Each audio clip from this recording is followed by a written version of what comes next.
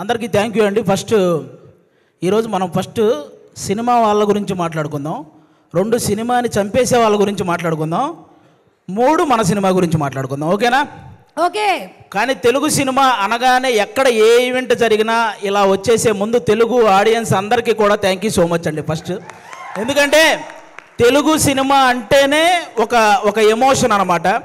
రీసెంట్గా మీరు చూసే ఉంటారు, వారణాసి మూవీ నుంచి ఆ చిన్న మహేష్ బాబు గారి గ్లిమ్స్ రాగానే మైండ్ పోయింది. అసలు అది మైండ్లో నుంచే పోవట్లేదు. అంటే ఈ దెబ్బతో అవతారు కూడా జై బాబు అనాల్సిందే, అలా ఉందన్నమాట. అది ఆల్మోస్ట్ అంటే తెలుగు సినిమా అనగానే గౌరవంగా నమస్కారం పెట్టేలా చేసింది నందమూరి తారక రామారావు గారు, అక్కినేని నాగేశ్వరరావు గారు. అయితే తెలుగు సినిమా అనగానే గర్వంగా శాల్యూట్ కొట్టేలా చేసింది మెగాస్టార్ చిరంజీవి గారు. అయితే తెలుగు సినిమా అనగానే ప్రపంచంలో మనం ఏ మూలకు వెళ్ళినా నేను తెలుగునిరా అని ధైర్యంగా చెప్పుకునేలా చేసింది మాత్రం ఎస్ఎస్ రాజమౌళి గారండి. ఆయనకి నాన్ స్టాప్గా సక్సెస్లు రావాలని మనస్ఫూర్తిగా కోరుకుంటున్నాను.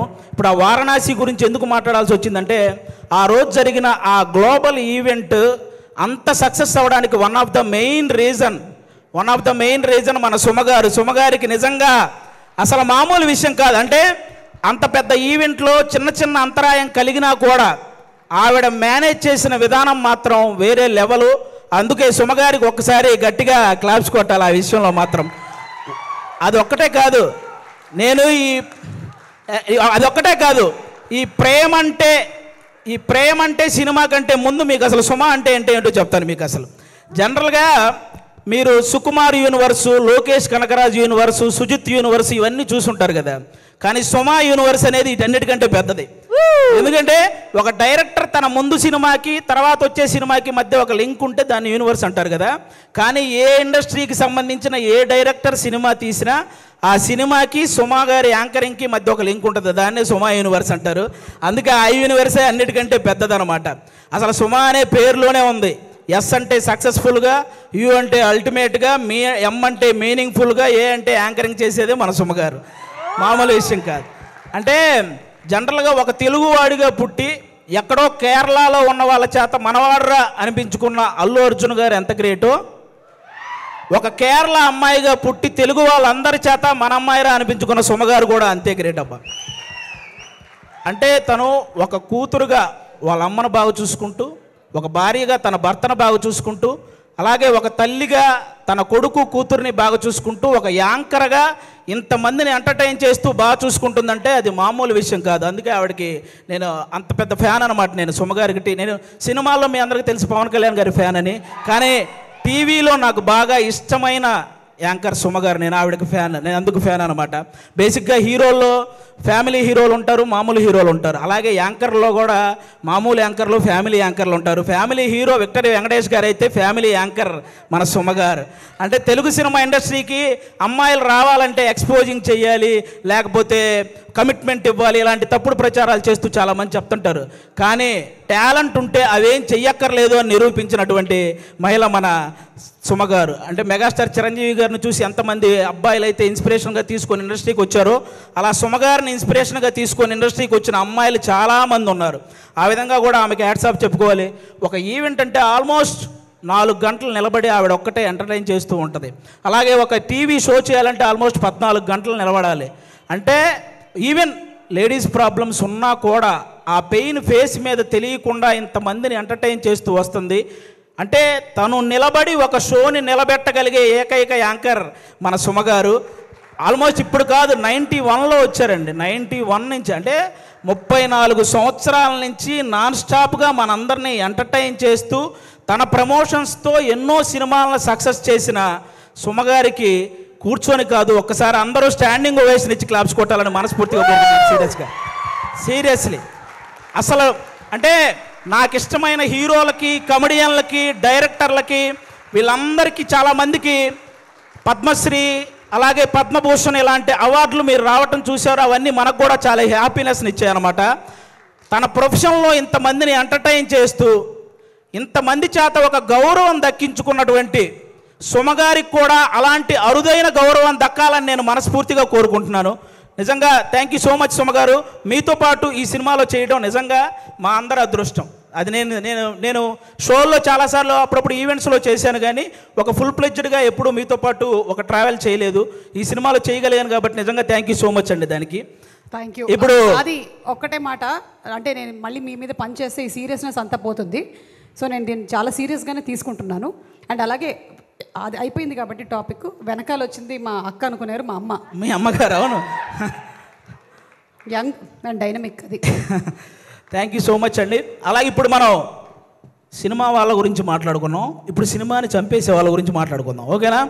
బేసిక్గా సినిమా ఇండస్ట్రీలో ఉన్న పెద్ద పెద్ద వాళ్ళందరికీ ఒకే ఒక్క ఇదండి, ఎవరైతే సినిమా ఇండస్ట్రీలో రైటర్స్ ఉంటారో వాళ్ళని మాత్రం ఇంకొంచెం కేరింగ్గా ఇంకొంచెం వాల్యూ ఇవ్వాలని వాళ్ళకి నేను మనస్ఫూర్తిగా కోరుకుంటున్నాను. ఎందుకంటే రైటర్ అంటే వాడు ఇచ్చింది తీసుకుంటూ చెప్పింది రాసుకుంటూ వెళ్ళిపోతాడనే ఒక చిన్న ఆలోచన నుంచి రైటర్ అనేవాడు ఒక్కసారి నాకు ఎందుకులే అనుకుంటే ఇండస్ట్రీలో ఎవ్వరికీ పని ఉండదు అనే ఒక పెద్ద ఆలోచన చేయాలని నేను మనస్ఫూర్తిగా కోరుకుంటున్నాను. ఎందుకంటే సినిమా ఇండస్ట్రీకి రైటర్ అనేవాడే ఒక హార్ట్ లాంటి వాడు. గుండె కొట్టుకోకపోతే ప్రాణం పోద్ది, అలాగే రైటర్ అనేవాడు పెన్ను పట్టుకోకపోతే ఖచ్చితంగా సినిమా పోద్ది. అందుకే రైటర్లందరినీ ఒక్కసారి సినిమా ఇండస్ట్రీలో ఉన్న రైటర్లందరినీ గ్యాదర్ చేసి వాళ్ళ కష్టసుఖాలు తెలుసుకొని వాళ్ళకు ఒక నూతన ఉత్సాహాన్ని ఇస్తే ఆటోమేటిక్గా మంచి సినిమాలు వస్తూ ఉంటాయి. ఎందుకంటే 1000 కోట్లకు సంబంధించిన వారణాసి లాంటి ప్రాజెక్ట్ రాయగలిగిన రైటర్లు కూడా మన దగ్గర ఉన్నారు, కానీ కనీసం వాళ్ళ అమ్మకి 1000 రూపాయల మందులు కొనుక్కునే స్థితి కూడా లేక వాళ్ళ టాలెంట్ అలాగే వెనకబడిపోతూ ఉంది. అలా రైటర్స్ అందరినీ ఒక్కసారి గ్యాదర్ చేసి వాళ్ళకు ఒక నూతన ఉత్సాహం ఇవ్వాలని సినిమా ఇండస్ట్రీ పెద్దవాళ్ళందరికీ నేను ఒకసారి మనస్ఫూర్తిగా కోరుకుంటున్నాను. అలాగే మీరందరూ గమనిస్తే ఆల్మోస్ట్ సంవత్సరానికి 150-200 సినిమాలు రిలీజ్ అయితే పట్టుమని 10 సినిమాలు కూడా ఆడట్లేదు సినిమా ఇండస్ట్రీలో. అంటే సినిమాలేమో ఆకాశంలో చుక్కల్లాగా లెక్కబెట్టలేనని వస్తున్నాయి, హిట్లు మాత్రం మన చేతికున్న వేలలాగా లెక్కబట్టగలిగే అన్ని కూడా రావట్లేదు. అంటే దానికి అంటే ఏదైతే ఎంత కష్టం వచ్చినా నిలబడ్డ ఆ 4 ప్రొడ్యూసర్లు వాళ్ళ సంగతి పక్కన పెడితే ఎంతమంది ప్రొడ్యూసర్లు ఇలా వచ్చి మళ్ళీ అలా ఊరెళ్ళిపోతున్నారో మీకు తెలియదు. అంటే కొన్ని 100 కోట్ల నష్టం అవి భరించలేక మళ్ళీ తెచ్చుకున్న పరువును కాపాడు కోసం ఆ ఇస్త్రీ చొక్కాలు వేసుకొని ఈఎంఐలు కడుతూ ఉన్న ప్రొడ్యూసర్లు ఇంకా చాలామంది ఉన్నారు. అంటే దేనికంటే ఇదంతా ప్రతి ఒక్కడు ఏదో ఒక సలహా ఇచ్చేయడమే. మలయాళంలో మంజుమాల బాయ్స్ అని ఒక సినిమా చూసి అలాంటి సినిమా మన వాళ్ళు ఎందుకంటే తీరండి అని, పోనీ అలాంటి సినిమా మన వాళ్ళు తీస్తే అందులో ఐటమ్ సాంగ్ పెట్టలేదని ఏడుస్తారు. పోనీ ఏదో ఫ్రెష్ కంటెంట్ ఉండాలి కదండి, ఫ్రెష్ కంటెంట్ కావాలి కదండి, ఫ్రెష్ కంటెంట్ తీసి రిలీజ్ చేస్తే రిలీజ్ రోజు ఫ్లాప్ చేసేసి రిలీజ్కి వచ్చి పాటలు పాడుతుంటారు. రూబా రూబా సదాశివ సన్యాసి ఇలా పాడేస్తుంటారు రిలీజులకు వచ్చి. రిలీజ్ రోజు మనకి ఏం తెలియదు. అలా అంటే ఆ విధంగా ఎవరికి వాళ్ళు సలహాలు ఇచ్చేసి ఆ సినిమాని ఏదో రూపంలో చంపేస్తూ వస్తున్నారు. దానివల్ల ఎక్కువ నష్టం ప్రొడ్యూసర్లకే జరుగుతుంది. వీటన్నిటికంటే ఏదైతే కొన్ని సంవత్సరాల నుంచి మన తెలుగు సినిమాకి బొమ్మ చూపించిన ఐబొమ్మ అనేది ఒకటి ఉందో ఆ దరిద్రం ఇప్పటితో అయితే పోయింది. కానీ దానికంటే పెద్ద దరిద్రం ఏముందంటే సోషల్ మీడియాలో వచ్చే నెగిటివిటీ. అంటే లెజెండరీ యాక్టర్స్ దగ్గర నుంచి ఇప్పుడిప్పుడే ఎదుగుదామని వస్తున్న ప్రతి యాక్టర్ మీద కూడా సోషల్ మీడియాలో విపరీతమైన నెగిటివిటీ. అది కొంతమందికి ఇప్పుడు నాలాంటి వాడు మీరు చేశారనుకో నాకు పెద్ద బాధ ఏమి ఉండదు, నేను మా ఇంట్లో అమ్మా నాన్నలకు నేను చెప్పుకోగలను, అవేం పర్లేదు నేను చూసుకుంటాను. కానీ కొంతమంది అందరికీ అలా ఉండదు. కొంతమంది వాళ్ళ పేరెంట్స్ సెన్సిటివ్ అయి ఉండొచ్చు, ఆ పర్టికులర్ యాక్టర్ సెన్సిటివ్ అయి ఉండొచ్చు. అలా ట్రోల్ చేయడం వల్ల వాళ్ళు మనస్తాపానికి గురైపోయి ఖచ్చితంగా వాళ్ళు చేసే ప్రాజెక్టుల విషయంలో కానీ వాళ్ళు చేసే పనుల విషయంలో కానీ వెనకపడుతూ ఉంటారు. అది మీరు గమనించాలి. నేను ఓన్లీ ఏదో చిన్న చిన్న వాళ్ళ గురించి చెప్పట్లేదు, మన తెలుగు సినిమాని ఆల్మోస్ట్ మన దేశాన్ని తలెత్తుకునేలా చేసిన రాజమౌళి గారు లాంటి వాళ్ళే ఒక పోస్టర్ వదిలితే దాని మీద ట్రోల్ చేసి ఆయన్ను కూడా తలదించుకునేలా చేస్తున్నాం. అరే ఒక అనుకున్న ఈవెంట్లో అనుకున్న టైం ప్రకారం ఒక గ్లిమ్స్ ప్లే అవ్వలేదని ఎమోషనల్ అయ్యాడు. అంటే ఆయనకు ఆ సినిమా పట్ల ఉన్న హార్డ్ వర్క్ గురించి, ఆయనకు ఆ సినిమా పట్ల ఉన్న డెడికేషన్ గురించి మనం హ్యాట్స్ ఆఫ్ చెప్పాల్సింది పోయి అందులో కూడా ఏవో కారణాలు వెతుక్కొని ఎలాగోలాగ ట్రోల్ చేయాలి. అక్కడ తప్పు జరగలేదు అసలు. ఆయన బేసిక్గా నాకు రామాయణం మహాభారతం అంటే చాలా ఇష్టం అని చెప్పిన వ్యక్తి. అలాంటి వ్యక్తి ఎవరైనా రాముడి గురించి నాకు తీసే అవకాశం వచ్చిందని చెప్పిన వ్యక్తి. ఆయన ఆ రోజు హనుమంతుడి మీద అలిగాడే కానీ అవమానించలేదు. ఇది ఒక్కటి అందరూ గుర్తుపెట్టుకోవాలని నేను మనస్ఫూర్తిగా కోరుకుంటాను. ఒకరు కాదు, సినిమా కోసం ఎన్టీఆర్ గారు సన్నబడితే ఆయన మీద ట్రోలింగ్, మన బాలకృష్ణ గారు మాట్లాడితే ట్రోలింగ్, అల్లు అర్జున్ గారు నవ్వితే ట్రోలింగ్, సాయి ధర్మ తేజ్ గారు యాక్సిడెంట్ అయ్యి ఆయనకు మాట్లాడడానికి ఇబ్బందిగా ఉంటే దాని మీద కూడా ట్రోలింగ్. అరే మనం బయట దేశాలకు వెళ్తే జస్ట్ మనం బాహుబలి అంటే కానీ ఓ మీరు ఇండియనా అనే పరిస్థితి ఉండదు. అలాంటి ప్రభాస్ గారి లుక్స్ మీద ట్రోలింగ్, రామ్ చరణ్ గారి చికిరి చికిరి అనే సాంగ్ పక్క దేశాల వాళ్ళు కూడా రీల్ చేస్తున్నారు. అలాంటి ఆ స్టెప్పుల మీద ఇక్కడ ట్రోలింగ్. ఒకరు కాదు, విజయ్ దేవరకొండ గారి మీద మన ఇండస్ట్రీ వాళ్ళే ట్రోలింగ్. అంటే ఒక వ్యక్తి ఇంకా అంతకు మించి ట్రోలింగ్, అంత మానసికంగా ఒక వ్యక్తిని కుంగవేయాల్సిన పనే ఉంది. ఇప్పుడు బాహుబలి, RRR, పుష్ప ఎలాగో ఒక వర్గానికి అర్జున్ రెడ్డి లాంటి సినిమా కూడా అలాగే. అతనికి బౌన్స్ బ్యాక్ అయ్యే టైం కూడా ఇవ్వకుండా అతని మీద అంత ట్రోల్ చేస్తూ ఉంటే అతను ఎంత ఇబ్బంది పడతాడో ఆలోచించాలి. ఒక శ్రీలీల అని ఒక తెలుగు అమ్మాయి ఇక్కడి నుంచి బాలీవుడ్, తమిళనాడు ఇలా వెళ్ళి అన్ని ఇండస్ట్రీల్లో వర్క్ చేస్తుంటే ఆ అమ్మాయి డ్యాన్స్ చేస్తుంది కానీ యాక్టింగ్ పెద్ద.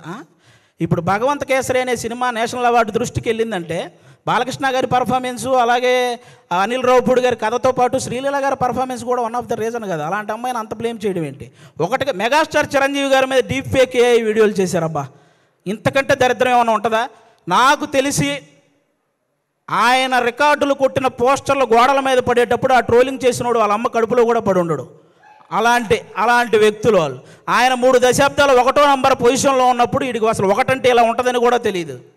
మన తుఫాన్ వచ్చిన ఆయన సినిమాల కోసం మనం పరిగెత్తుకుంటూ వెళ్తున్నప్పుడు వాడికి నడవడం కూడా వచ్చి ఉండదు. అలాంటి వాడు వచ్చి మెగాస్టార్ చిరంజీవి గారి మీద ట్రోల్స్. అరే మెగాస్టార్ చిరంజీవి గారు ఒక స్టేట్కో ఒక క్యాస్ట్కో సంబంధించిన వ్యక్తి కాదు, ఒక దేశం గర్వించదగ్గ వ్యక్తి మెగాస్టార్ చిరంజీవి గారు. అలాంటి వ్యక్తి మీద ట్రోలింగ్. ఈ ట్రోలింగ్ ఎందుకు, వీటి వల్ల సినిమా ఎందుకు చనిపోతుంది అంటున్నానంటే, నేను హీరోల మీద ట్రోలింగ్ చేయడం వల్ల, ఇంతమంది స్టార్ హీరోల మీద ట్రోలింగ్ చేయడం వల్ల రేపొద్దున తెర మీద వాళ్ళు హీరోయిజం చూపించినా అది చాలా కామెడీగా అయిపోతుంది నార్మల్ జనాలకు, చూసే వాళ్ళకి.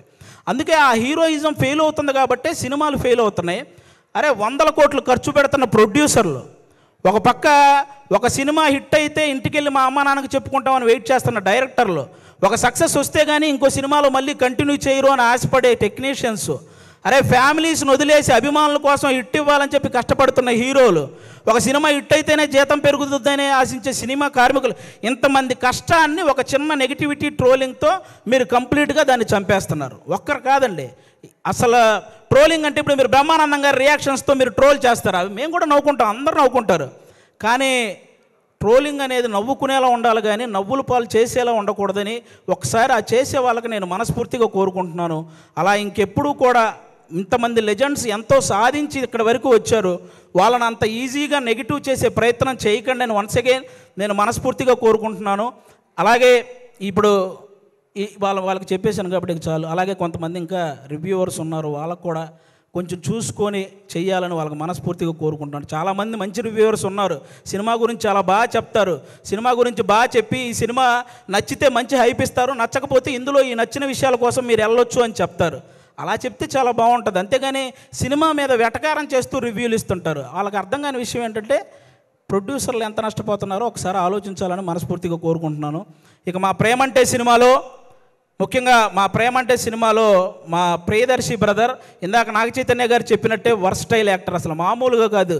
అతను ఏ సినిమా పట్టుకుంటే ఆ సినిమా లక్కీ అన్నట్టు మారిపోయింది. బలగం చూసినప్పుడు కానీ, అతను కోర్టు సినిమా చూసినప్పుడు కానీ, మల్లేశం చూసినప్పుడు కానీ, సారంగపాణి జాతకం సినిమా చూసినప్పుడు కానీ అతని పర్ఫార్మెన్స్ ఎప్పటికప్పుడు వేరియేషన్స్ చూయించుకుంటూ వస్తూ, అంటే చాలామంది ప్రొడ్యూసర్లకి ప్రియదర్శి ఇలాంటి వాడితో సినిమా తీస్తే మనం తక్కువ బడ్జెట్ పెట్టుకోవచ్చు, ఎక్కువ లాభాలు పొందొచ్చు అనే ఫీలింగ్ అతని మీద ఉంది. కాబట్టి అలాంటి ప్రియదర్శి గారు, మన ఆనంది గారు ఇక్కడ చెన్నై, తమిళ్లో రెండిట్లో కూడా ఆవిడ చాలా పాపులారిటీ సాధించిన అమ్మాయి, మన తెలుగు అమ్మాయి. చాలా ముచ్చటగా ఉంటుంది చూడడానికి. ఆనంది గారు ఎక్కడ పర్ఫామ్ చేసినా, ఏ సీన్ చేస్తున్నా అలా చూస్తుండిపోవాలనిపిస్తుంది. మన ఆనందిని ప్రియదర్శిని హీరోయిన్లు అనడం కంటే కూడా వాళ్ళిద్దరిని పర్ఫార్మర్లు అనడం అనేది నాకు అది చాలా బాగుంటుంది అనిపిస్తుంది. ఎందుకంటే అంత బాగా పర్ఫామ్ చేస్తారు. వాళ్ళిద్దరికీ కూడా థ్యాంక్ యూ సో మచ్. మా నవనీత్ బ్రదర్ డెబ్యూ డైరెక్టర్, మీరందరూ ఆ నవనీత్ బ్రదర్ని ఎంకరేజ్ చేయాలి. ఒక డెబ్యూ డైరెక్టర్కి ఎన్నో కళలు ఉంటాయి, ఆ కళల్ని మీరు సాకారం చేయాలని ప్రేక్షకులందరినీ మనస్ఫూర్తిగా కోరుకుంటున్నాను.